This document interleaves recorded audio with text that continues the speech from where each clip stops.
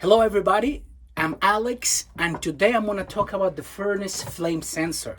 For the first 5 minutes, I'm going to talk about basic stuff for you, the homeowner, to get your furnace going when you need it.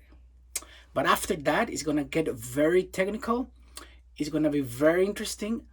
I'm going to talk about how it works. We're going to talk about flame rectification. We're going to talk about polarity. We're going to talk phasing. We're going to troubleshoot. We're going to put our multimeter on the flame sensor. So it's going to get very interesting. So don't go anywhere. I'll be right back. So this is the furnace we're going to work on. This is a Duquesne and its big brother is Armstrong. So some models are pretty much the same. So let's take it apart. So we're going to turn the power off to the unit right here. We're going to turn it off. And we're going to remove the lower panel.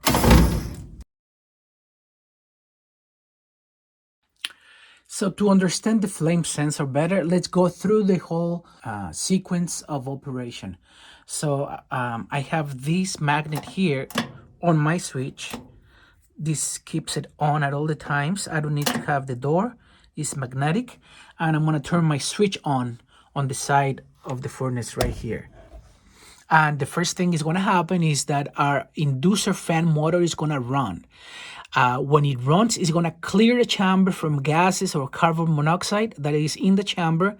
And then it's going to create a negative pressure. The pressure switch right here, we have 24 volts ready at all the times. And when the inducer fan motor creates a negative pressure through these hoses, it's going to suck it up and it's going to make the contacts here. And the pressure switch is going to send it's going to tell the control board that everything is okay. And the control board is going to send 120 volts to my igniter over there. When the igniter gets cherry red, very hot, the control board is going to acknowledge that and is going to send 24 volts to the gas valve. Once the gas valve opens, the burners are going to fire up. If the flame sensor is located where the flame is, right in the center, it's going to sense the flame and it's going to keep it running. If there is something wrong with the flame sensor, if it's dirty, if it moved, then it's not going to sense the flame and it's going to turn the system off. And then after 30 seconds of your flame, your indoor fan motor is going to run and it's going to send air through all your house. When it satisfies the temperature, it's going to turn off, and then when the temperature drops again, it's going to turn on again and it's going to be cycling on and off as needed. If your furnace is acting up and the flame only lasts for 2 to 5 seconds, it's probably because your flame sensor is dirty and it needs to be cleaned. So let me show you what's happening.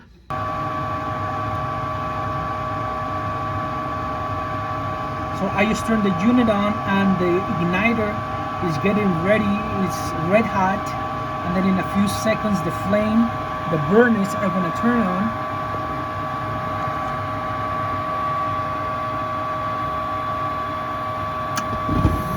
And then, did you see that? It only lasted for 2 seconds.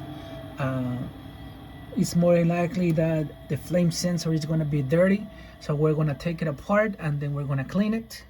So you saw where the igniter is. Usually the flame sensor is on the opposite side. So this is our flame sensor right here. And we need a 1/4 inch socket to remove it.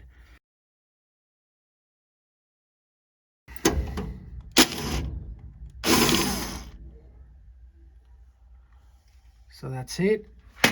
Then you're gonna pull it out, be careful. Look at that. Your flame sensor is dirty and it needs to be cleaned.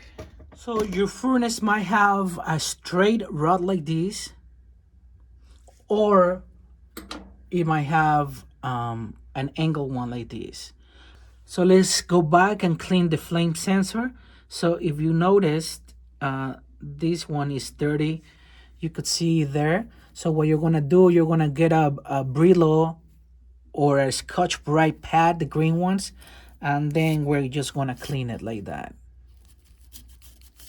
Don't use sandpaper because sandpaper has silica, and particles of silica might stay in the sensor, and when with heat it's gonna create problems and it's gonna obstruct the conductivity. So we're gonna clean it just like that.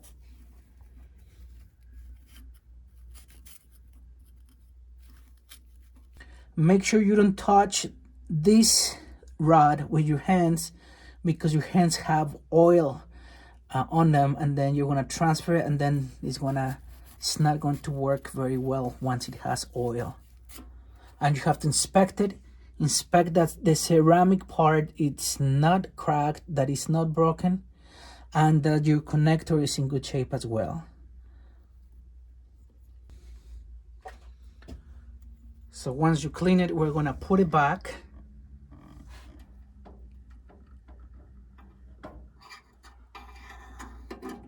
And you have to put it in the same hole. You have to align it where the screw was.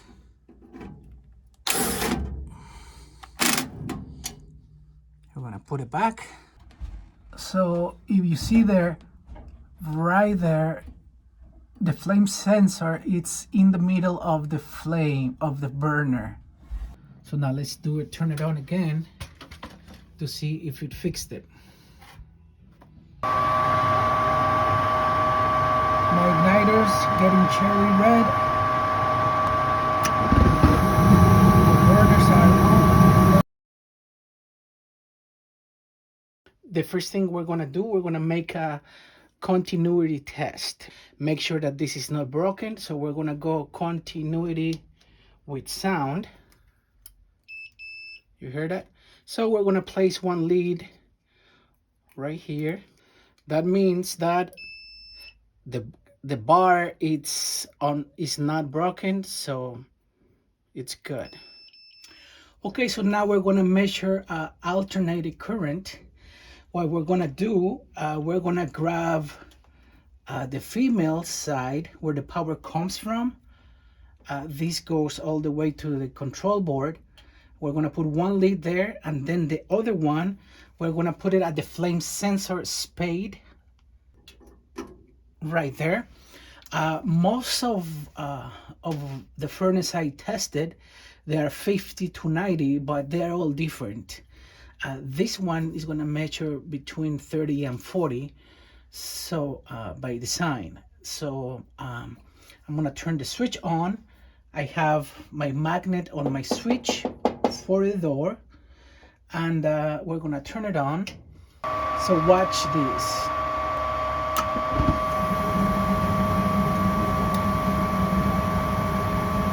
So that's 33, 34 volts that is going through my flame sensor, and again it's in series with the meter. Okay, now what we have to do, we have to measure the microamps that is going to go through the flame. So we're gonna put it on there, and now what we're gonna do, we're gonna put it on microamps right there on the OA, and then we're gonna put one lead into ground, which is, this is the ground, but we're gonna put it right here. Now remember, the whole furnace is the ground, so we just put it close to the ground where it goes to the control board, and the other lead we're gonna put it right here into the flame sensor. So we're gonna read microamps.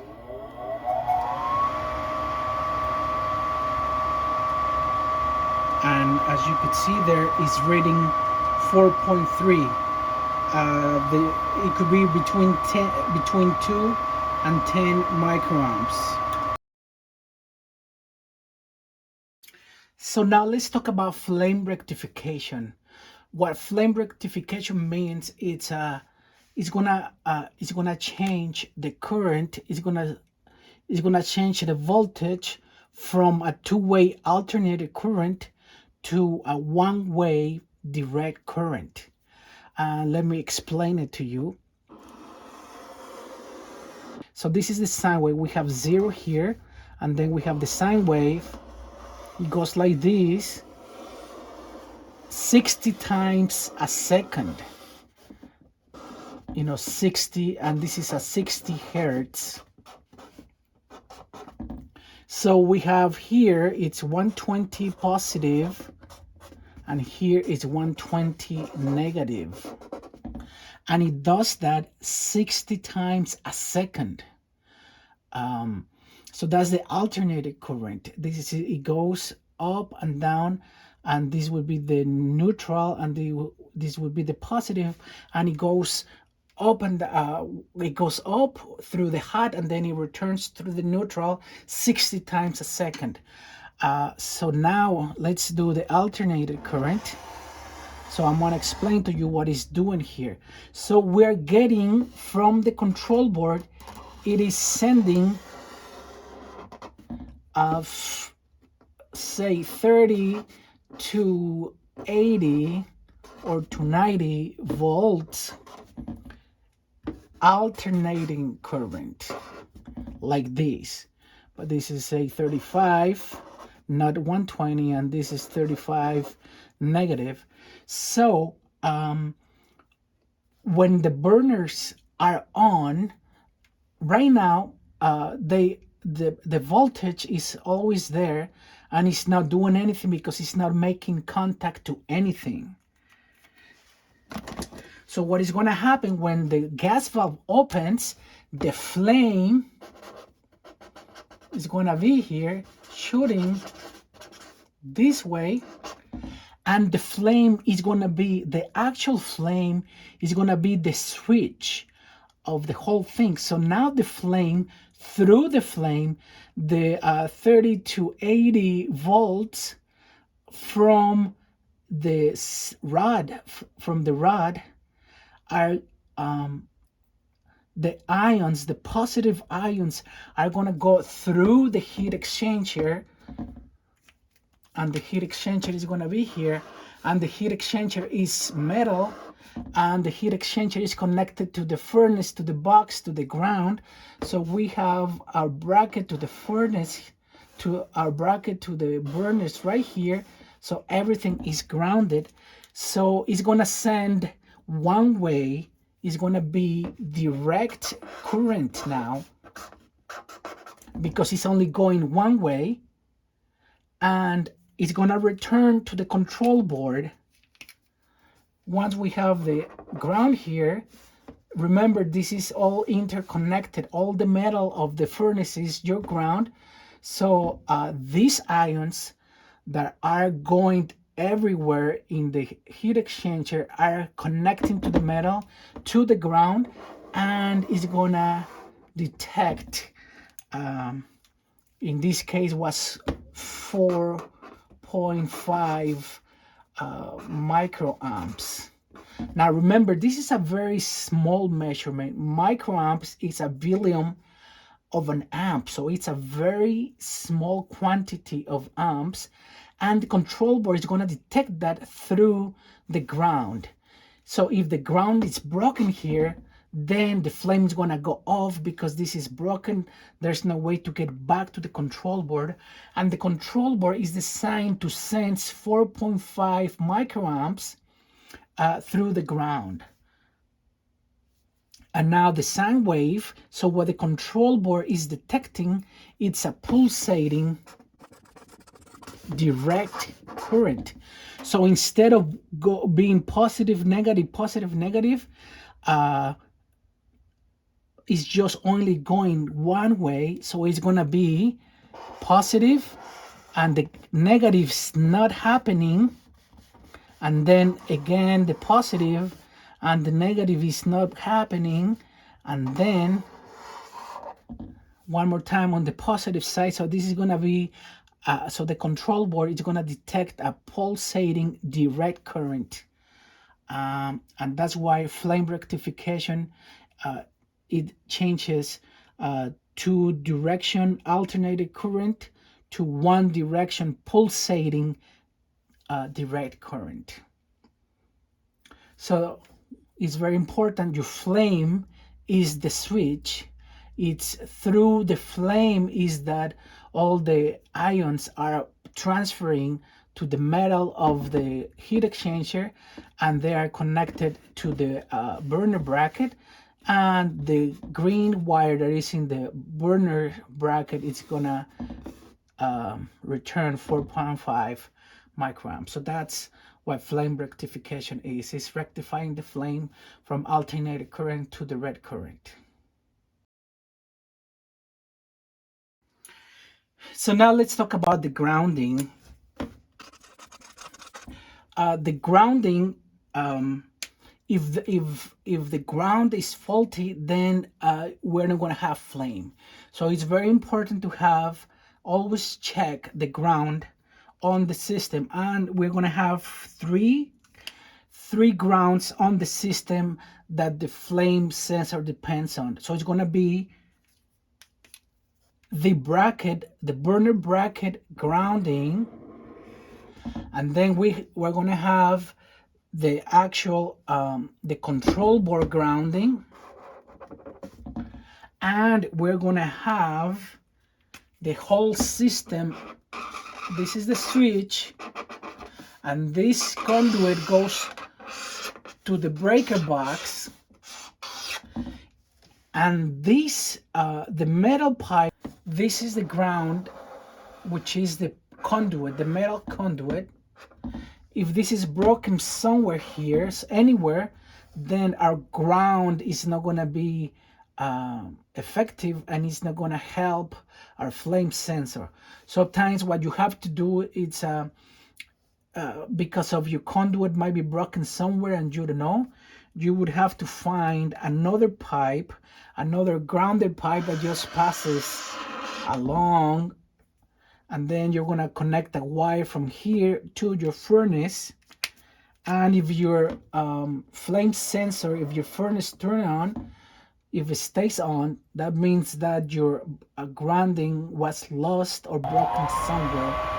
So now I'm gonna show you what I'm gonna prove what I just said. I'm gonna place my lead in the board, line 1 in the control board right here, and then the other one is gonna. So now let's talk about more troubleshooting. The polarity. If we have if the polarity is reversed on the primary or on the secondary, and by primary I mean the primary voltage or the secondary voltage, if the polarity is reversed, it's going to affect the control. The control board is not going to recognize as a healthy signal, and it's going to shut it off. Current might go through the whole system, but when it's time to rectify the flame, the furnace, the control board is going to say, hey, something is wrong.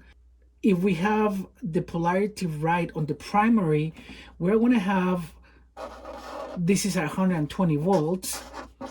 So we're going to have the primary, it has to be in phase with the transformer. So this is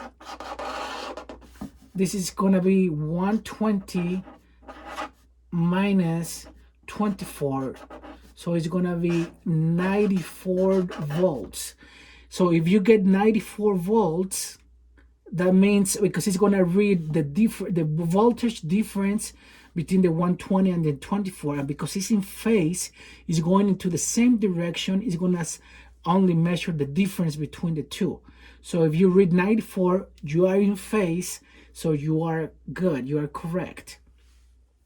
And if it's not like that, that means that it's reversed, and all you have to do is reverse your hot and your neutral.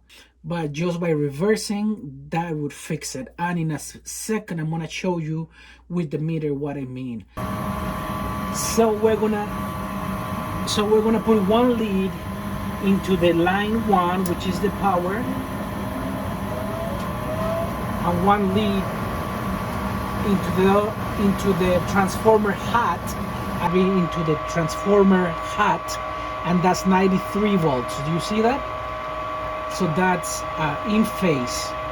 And now I'm gonna put my lead on the hat 120 and on the ground, and that should read 120. So that's 120. If you read 0, that means that the neutral and hat are reversed. And then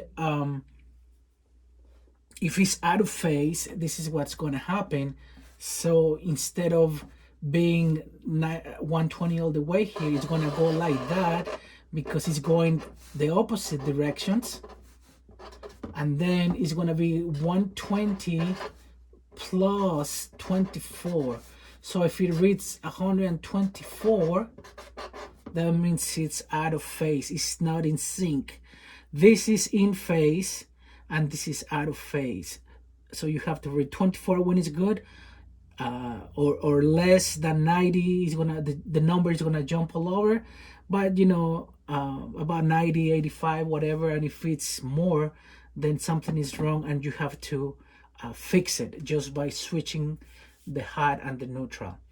And it happens the same with the secondary. So if the polarity is wrong on the secondary side of the system, the transformer, TH means transformer hat and TR means transformer return. If your leads are reversed, if they're crossed, the control board or the ignition module are gonna sense that is something wrong and is not gonna allow the flame to be rectified. So you have to fix it by just putting the leads in the right position. Switch them, and that will fix the problem. So polarity affects the flame rectification. So one last thing, what you should do also, let's suppose this is your igniter. This is your igniter, this is the screw. So you have to look for the integrity of the igniter. You know, it's supposed to look clean, no cracks. If there's a crack, a fine crack, a small crack, still works, but you never know when it's gonna give up. It could be 2 days, it could be 3 days, 3 months, it could be the whole season that it's okay, but it's gonna happen. So if it happens right after you fixed it, then you're gonna look like you didn't know what you were doing. So replace it. Tell the customer that you just spotted a weak small crack on the igniter and that you should replace it, otherwise it might fail. So that's it for today. I hope you liked it, and please don't forget to like and subscribe. Thank you so much.